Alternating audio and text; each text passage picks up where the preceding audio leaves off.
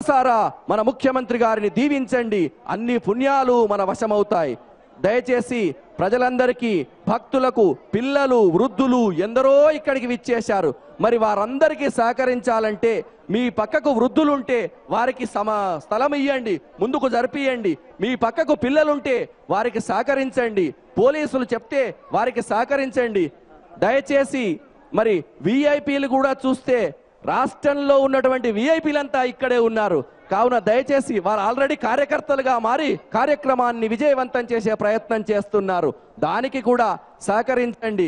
ఇదొక అద్భుత యాగం. 10 రాష్ట్రాల నుంచి ఋత్వికులు విచ్చేశారు. వివిధ రాష్ట్రాల నుంచి భక్తులంతా విచ్చేశారు. మరి ఇన్ని రాష్ట్రాల ప్రజలు తెలంగాణలో జరుగుతున్న నభూతో నభవిష్యత్ అన్నటువంటి లోక కళ్యాణం కోసం జరుగుతున్నటువంటి యజ్ఞం, ఆ యజ్ఞం సఫలం కావాలి. ఆ యజ్ఞం సఫలమవుతుంది. ఎందుకంటే అమ్మవారి ప్రేరణతో, సత్య సంకల్పంతో జరుగుతున్నటువంటి అయుత చండీ మహాయాగం విజయవంతమవుతుంది.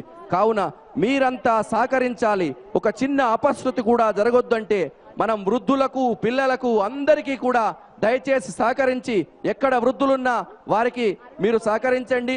పిల్లలుంటే ఓపికగా సహకరించండి. పోలీసులకు సహకరించండి, కార్యకర్తలకు సహకరించండి. 1 గంటలో ఈ క్రౌడీ తగ్గుతుంది. కావున దయచేసి బయట ఉన్న వాళ్ళు ఒక 10-15 నిమిషాలు వెయిట్ చేయండి. అందరూ అనుకుంటున్నారు మరి యజ్ఞం మధ్యాహ్నం వరకు అయిపోయింది, యజ్ఞం ఈ మధ్యాహ్నం లోపే భోజనం చెయ్యక ముందే యజ్ఞశాలకు ప్రదక్షిణం చేయాలి అంటున్నారు. మన భారతీయ సంస్కృతిలో ఎప్పుడూ కూడా పవిత్రమైన మనసుతో ఏ పని చేసినా పుణ్యం వస్తుంది. ఈ యజ్ఞ కార్యక్రమంలో చేసిన ముఖ్యమంత్రికి, చేయిస్తున్న పండితులకే కాదు, లోపల పని చేస్తున్నటువంటి పాకీ వారికి, విస్తారులు తీసేవారికి, ప్రతి ఒక్క వ్యక్తికి కూడా ఈ యజ్ఞ ఫలితం విశేషంగా అందరికీ సమానంగా అందుతుంది. మరి సమానంగా ఎవరికి అందదు పుణ్యం అంటే చెప్పినా వినకుండా లైన్లలోనే ఉండేవారు, ఇతరులకు ఇబ్బంది కలిగించేవారు, వృద్ధులకు ఇబ్బంది కలిగించేవారు, పిల్లలకు ఇబ్బంది కలిగించేవారు, వారందరికీ అమ్మవారు ఆలోచిస్తుంది మరి ఆశీర్వచనం ఇయ్యన్నా వద్దా అని. అలాంటి ఆలోచనను పక్కకు పెట్టండి. మీరంతా కూడా ఈ యజ్ఞం చేస్తున్న కార్యకర్తలుగా నడుం బిగించండి, ఆ అమ్మ ఆశీస్సులు పొందండి. ఎందుకంటే ఇంత పెద్ద మహాయాగంలో ఇన్ని లక్షల మందిలో మనమంతా కంకణం కట్టుకుంటేనే ముందుకు సాగుతాం. మీరంతా అనుకుంటే గంట సేపట్లో ఈ కార్యక్రమం అంతా సజావుగా లైన్లన్నీ, క్యూ లైన్లన్నీ వరుస క్రమంలోకి వస్తాయి. మాన్య మంత్రివర్యులు తన్నీరు హరీష్ రావు గారు ఇప్పటి వరకు ఉండి మామూలు కార్యకర్తగా ఈ లైన్లను ముందుకు జరిపించారు. అలాంటి మంత్రులు, ఎమ్మెల్యేలే మామూలు కార్యకర్తలుగా ఈ యజ్ఞంలో పాల్గొంటూ ఉంటే మనం వారికి సహకరించాల్సినటువంటి బాధ్యత మన పైన ఉంది. ఒకసారి యాగశాల వైపే చూడండి. మీరు అన్యదా ఎటు భావించకండి. యాగశాల వైపు చూస్తూ నమస్కారం చేస్తూ క్యూ లైన్లోకి మీరు ప్రవేశించగానే మీ కుడివైపు అద్భుతమైనటువంటి మహిమాన్వితమైనటువంటి యాగశాల ఉన్నది. ఆ యాగశాలకు నమస్కారం చేయండి. నిజంగా ఈ అయుత చండీ మహాయాగం జరుగుతున్నప్పుడు ఉన్నటువంటి తరం, జీవించి ఉన్నటువంటి వారమంతా కూడా పునీతులమే. ఆ పునీతత్వం మనకు రావాలంటే క్రమశిక్షణగా ముందుకు సాగాలని చేతులెత్తి నిర్వాహక పక్షం నుంచి ప్రార్థిస్తూ ఉన్నాం.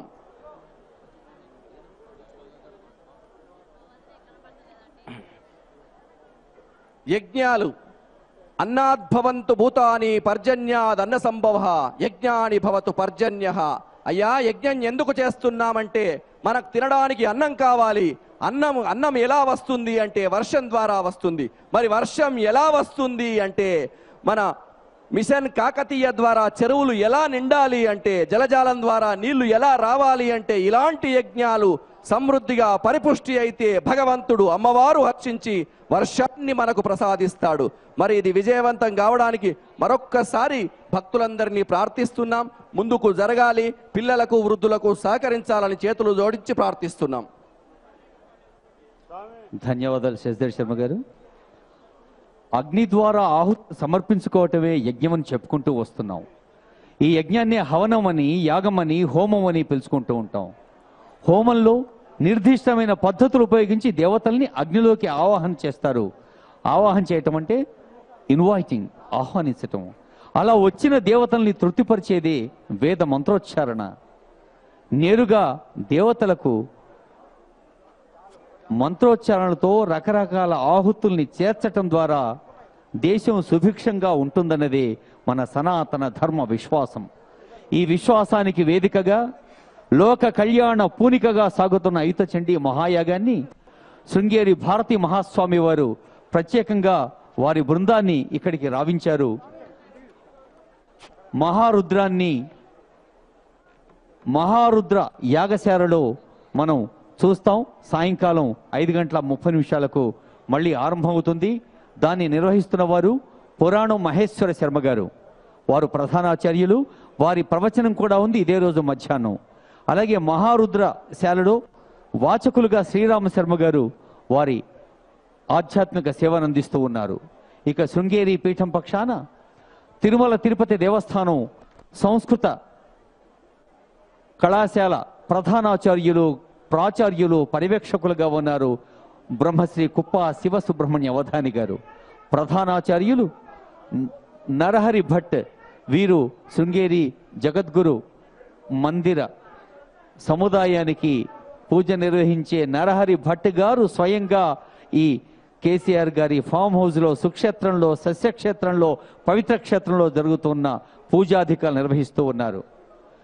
మనకు తెలుసు, ప్రస్తుత శృంగేరి మహాస్వామి వారి తర్వాత వస్తున్న ఉత్తరాధికారి విధుశేఖర భారతీ మహాస్వామి, వారి తండ్రి గారే కుప్ప శివసుబ్రహ్మణ్య అవధాని గారు, వారి తాతగారు కుప్ప రామగోపాల శాస్త్రి గారు.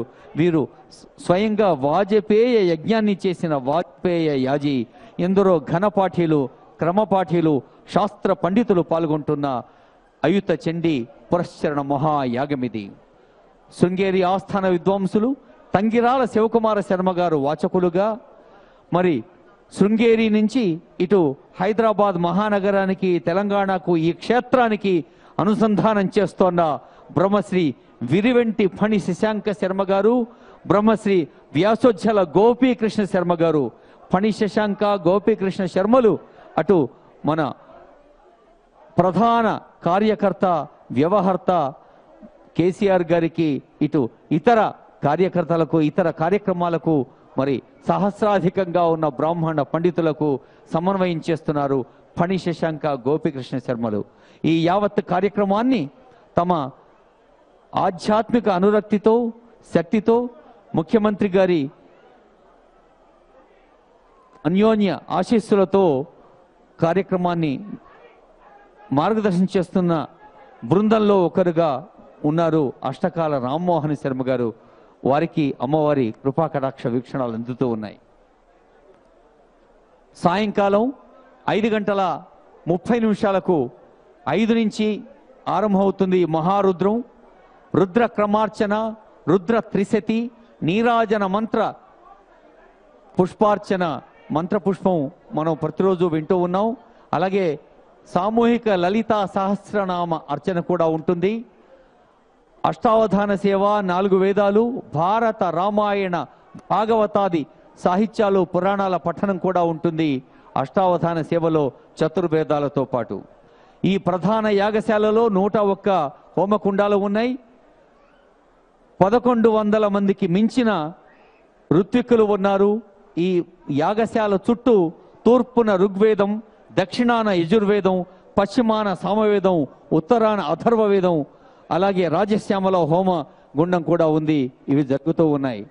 ఆది శంకరులు అప్పుడెప్పుడో కొన్ని శతాబ్దాల క్రితం, మనం ఇప్పుడు కూడా ఒక కేదార్నాథ్, బద్రీనాథ్ పోవాలంటే 1కి 100 సార్లు ఆలోచిస్తాం.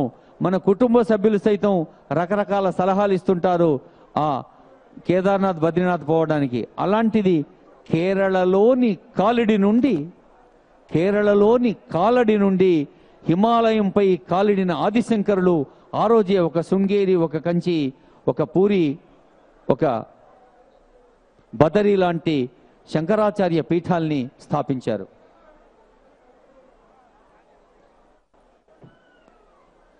ఆ 4 పీఠాలకు ప్రతీకలుగానే 4 వైపులా 4 వేదాల హవనం జరుగుతోంది.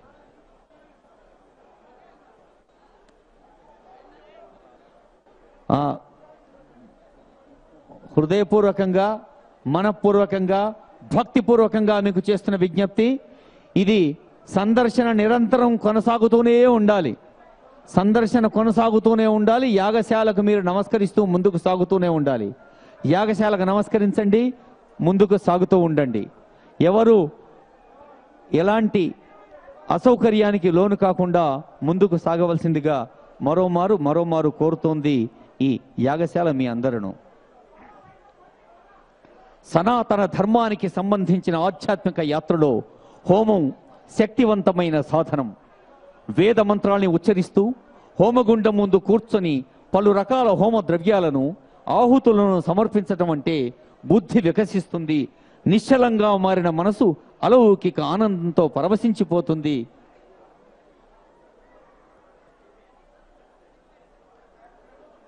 పవన్ కుమార శాస్త్రి గారు ఇంకా బ్రాహ్మణ బృందం మనకు జరుగుతున్న కార్యక్రమాల్ని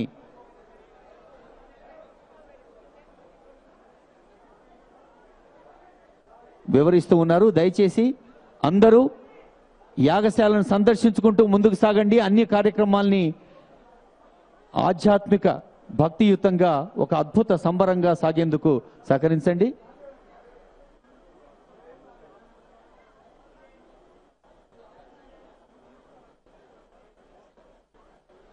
ఈ యాగ ప్రయోజనాన్ని మరింత సవిస్తరంగా ప్రస్తావిస్తూ ఉన్నారు. మన ఈ యాగ సందర్భంగా అయుత చండీ మహాయాగ కరదీపిక మీకు ప్రసాదంగా అందిస్తున్నారు గౌరవనీయ ముఖ్యమంత్రి వర్యులు. యజ్ఞాల ద్వారా మన పూర్వీకులు ఎన్ని ప్రయోజనాలు పొందారో మనకు తెలుసు. అలాగే హోమాలు చేసి సానుకూల ఫలితాలు పొందుతున్నవారు ఉన్నారు అని మనకు తెలుసు. మన ముఖ్యమంత్రి వర్యులు కూడా తెలంగాణ రాష్ట్ర ఆవిర్భావానికి ముందు అనేక సందర్భాల్లో అనేక యాగాలు చేసిన సంగతి మనకు తెలుసు. మరి పరమ రహస్యం ఏంటంటే ఇహలోక జీవులకు పరలోక దేవతలకు అగ్ని అనుసంధానకర్త అని శాస్త్రాలు చెబుతూ ఉన్నాయి. బయట కనిపించే అగ్నిలో కావచ్చు, శరీరం లోపల ఉండే అంతరాగ్నిలో కావచ్చు, ధ్యానం చేసేటప్పుడు అంతరాగ్ని ద్వారానే ఇష్టదేవలతో మనం అనుసంధానమవుతాం. జీవాత్మ పరమాత్మతో కలవడం అని దీన్ని అంటాం. కానీ ఆధ్యాత్మికంగా బలం లేని వారికి అంతరాగ్ని కంటే బహిరగ్ని శక్తివంతంగా కనిపిస్తుంది. కనుక అంతరాగ్నిని ఇంకా చైతన్యవంతం చేసేందుకు ఇలాంటి వేదికలు మనకు పూనికలుగా ఉంటాయి. బహిరగ్నుల ద్వారా అంతరాగ్ని శక్తివంతం చేసేదే యజ్ఞం. మనకు స్థూల శరీరం సూక్ష్మ శరీరం ఉంటాయని తెలుసు. స్థూల శరీరాన్ని ప్రత్యక్షంగా చూస్తూ ఉంటాం, అనుభవిస్తూ ఉంటాం. అలాగే మహాకాళి, మహాలక్ష్మి, మహాసరస్వతి త్రిమూర్త్యాత్మకమైన ఈ చండీ పరమేశ్వరిలో కూడా వ్యక్తంగా, అవ్యక్తంగా, వ్యక్తానువ్యక్తంగా ఉండే ఒక అద్భుత శక్తిని గమనించి మనకు పెద్దలు బోధించారు. ఈ శరీరమంతా వేలాది నాడులు వ్యాపించి ఉన్నాయి. ప్రతి అణువులో శక్తి ఉంది. నాడుల్లో శక్తి ప్రవహింపచేస్తుంది, ప్రసరింపచేస్తుంది భూతాగ్ని. ఇది శరీరంలోని ఇతర అగ్నుల్ని జ్వలింపచేస్తుంది. మనం పొట్టలో వేసే ఆహారాన్ని జీర్ణం చేసే జఠరాగ్ని, జ్ఞానేంద్రియాలు సేకరించిన సకల సమాచారాన్ని శుద్ధి చేసి ఫిల్టర్ చేసి పంపే మెదడులో ఉండే చిదగ్ని, ఈ జఠరాగ్నిని చిదగ్నిని జ్వలింపచేసే జ్ఞానాగ్ని భూతాగ్ని. మనిషి మనుగడలో భూతాగ్నికి ఎంతో కీలకమైన పాత్ర ఉంది. చాలా మందిలో లో వోల్టేజ్లో బలహీనంగా ఉన్న అగ్నిని ప్రజ్వలింపచేస్తుంది యజ్ఞం. మన నాడీ వ్యవస్థలో ఎదురయ్యే అవరోధాలు, కాలుష్యాలు దగ్గరకు రాకుండా చేస్తుంది యజ్ఞం. దీని ప్రభావం వల్ల మరి వ్యక్తికి, సమాజానికి, వ్యక్తి స్థాయిలో, సమష్టి స్థాయిలో, సమాజ స్థాయిలో, యావత్ జాతి స్థాయిలో మంచి జరుగుతుంది అని చెబుతోంది అయుత చండీ మహాయాగ కరదీపిక. ఈ కరదీపికలోని అంశాల్ని మరిన్ని విందాం. ఈ భక్తి మార్గంలో మరింత ముందుకు నడుద్దాం.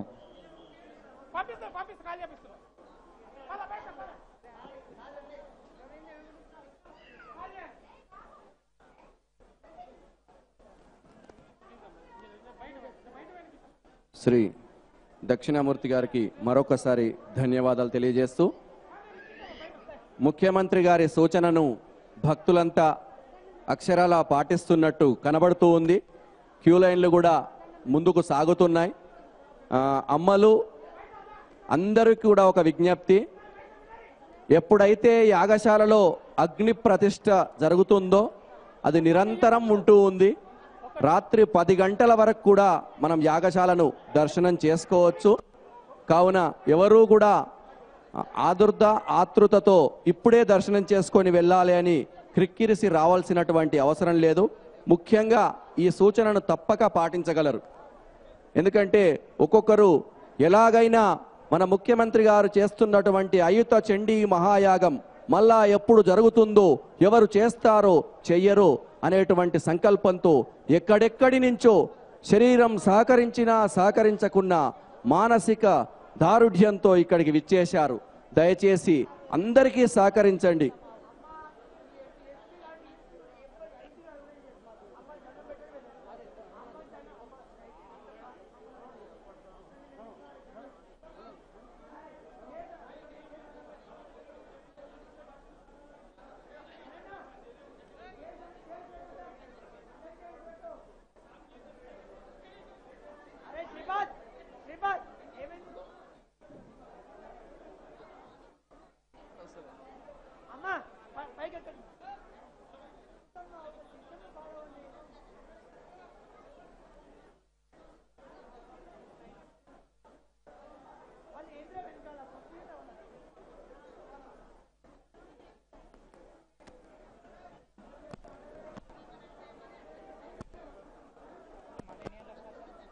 హలో, భక్తులకు మనవి, పూజలు యాగాలు పూర్తయ్యాయి, మళ్ళీ ప్రారంభమవుతాయి అనేటువంటి సంశయంతో ఉన్నారు. పారాయణాలు పూజలు నిరంతరంగా జరుగుతున్నటువంటి ప్రక్రియ పవిత్రమైనటువంటి 100 హోమగుండాలతో చతుర్వేద స్వాహాకారాలతో అద్భుతంగా విలసిల్లుతున్నటువంటి యాగశాలను అతి తక్కువ సమయంలో సందర్శించి ముందుకు సాగాలి. ఎందుకంటే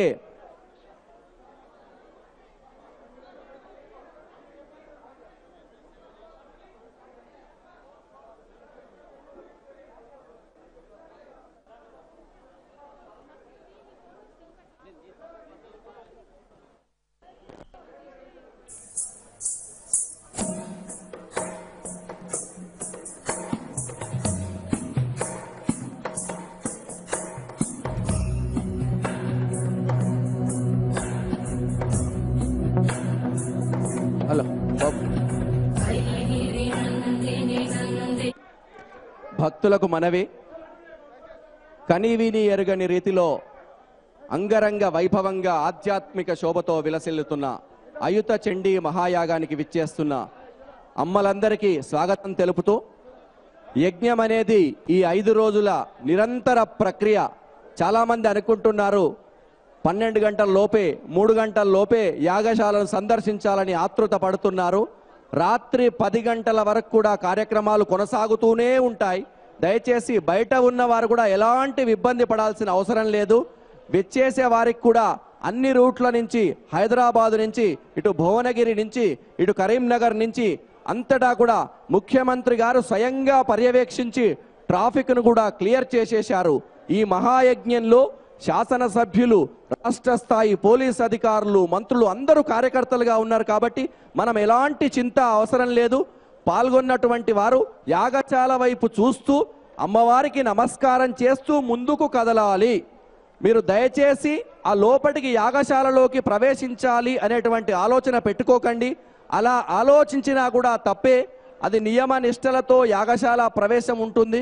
కావున అందరూ కూడా నమస్కారం చేస్తే మీకు పుణ్యం ఉంటుంది. ఈ యజ్ఞం చేస్తున్నటువంటి ముఖ్యమంత్రి గారికి ఎంత పుణ్యం ఉంటుందో, చేయిస్తున్నటువంటి శృంగేరి పండితులకు ఎంత పుణ్యం ఉంటుందో, ఒక్క నమస్కారం చేస్తే మనందరికి కూడా అంతే పుణ్యం ఉంటుంది. కావున దయచేసి నిర్వాహకులకు సహకరించండి.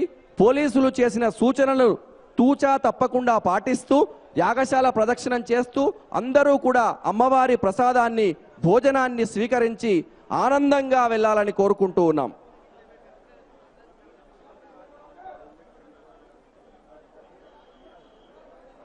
యజ్ఞం నిరంతరంగా 5 రోజుల పాటు జరుగుతుంది. మరొక్కసారి పండితుల విజ్ఞప్తిని మీరు తప్పకుండా వినాలని కోరుచున్నాం. ఏ సమయంలో యాగశాలను దర్శించుకున్నా మనకు విశేషమైన పుణ్యం వస్తుంది. రాత్రి 10 గంటల వరకు కూడా యాగశాలలో ఆధ్యాత్మిక కార్యక్రమాలు శోభిల్లుతాయి. కనుక 10 గంటల వరకు కూడా మనం యాగశాల చుట్టూ ప్రదక్షిణలు చేస్తూ దర్శించుకోవచ్చు. తల్లులారా, తండ్రులారా, దయచేసి యాగశాలలో ప్రవేశించాలనేటువంటి ప్రయత్నం చేయకండి. మనం ఇక్కడికి విచ్చేసింది ఒక మహోన్నత లక్ష్యంతో. తెలంగాణ రాష్ట్రం సిద్ధించాక ఆ నూతన రాష్ట్రం సుఖ సంతోషాలతో ఉండాలని ఏర్పాటు చేసినటువంటి యజ్ఞం పరిపూర్ణం కావాలి. సంకల్పం సత్యమైంది కావున పరిపూర్ణమవుతుంది. అది పరిపూర్ణం కావాలంటే ఇక్కడికి విచ్చేసిన వారంతా యాగశాల చుట్టూ ప్రదక్షిణం చేస్తేనే పుణ్యం వస్తుంది. వేరే దారిలో వస్తే పుణ్యం రాదు. ప్రదక్షిణం చేస్తూ నమస్కరిస్తూ చండీ వైభవాన్ని, యాగశాల విశేషాలను వివరించేటువంటి పుస్తకము, ప్రసాదం మీకు ఇస్తున్నారు. దాన్ని తీసుకొని వెళ్ళి భోజనాలు స్వీకరించి ఆనందంగా వెళ్ళాలని కోరుతూ ఉన్నాం. దయచేసి మా సూచనలు తప్పనిసరిగా పాటించాలని చేతులెత్తి నమస్కరించి ప్రార్థిస్తున్నాం.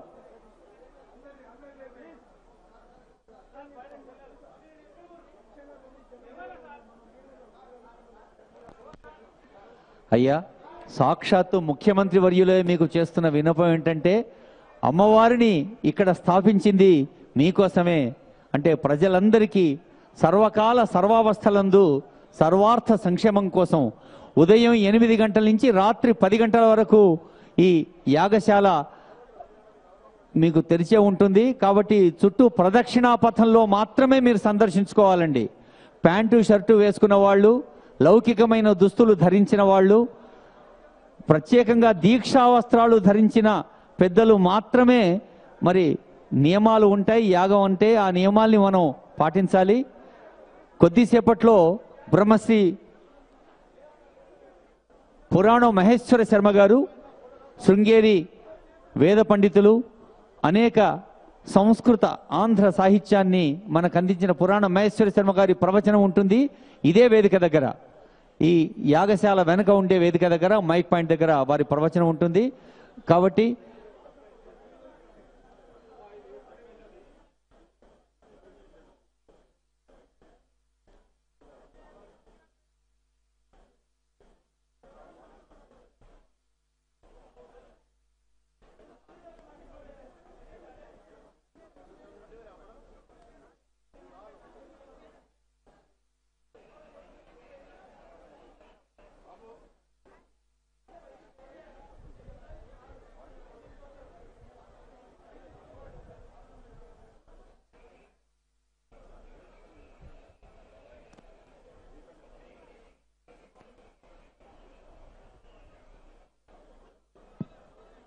మరోమారు సవినంగా మనవి చేస్తున్నాం,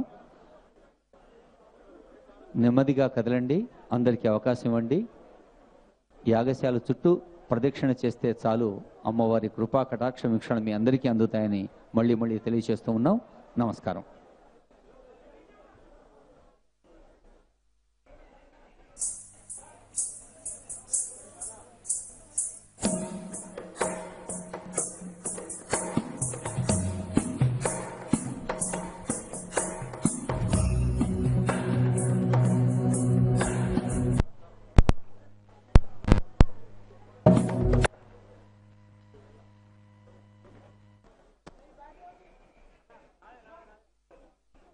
गिरिनन्दिनि नन्दितमेदिनि विश्वविनोदिनि नन्दनुते गिरिवरविन्द्यशिरोधिनि वासिनि विष्णुविलासिनि जिष्णुनुते भगवति हेशिति कण्ठकुटुम्बिनि भूरि कुटुम्बिनि भूरि कृते जय जय हे महिषासुरमर्दिनि रम्यकवर्दिनि शैलसुते